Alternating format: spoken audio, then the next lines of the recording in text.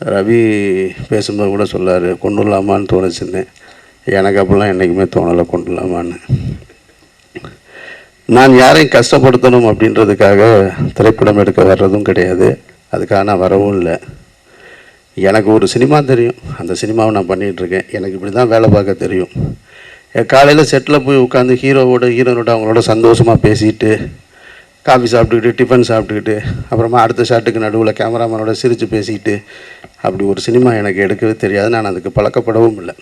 அதனால் கொஞ்சம் கோபமாகவே இருப்பேன். நான் பேக்கப்னு சொன்னதுக்கப்புறம் நான் பாட்டு திரும்பி போயிடுவேன். யார் நிற்கிறாங்கன்னு கூட பார்க்காம நான் போயிடுவேன். நான் அதுக்கப்புறம் தான் பேசக்கூடிய ஒரு சூழலே வரும் எனக்கு.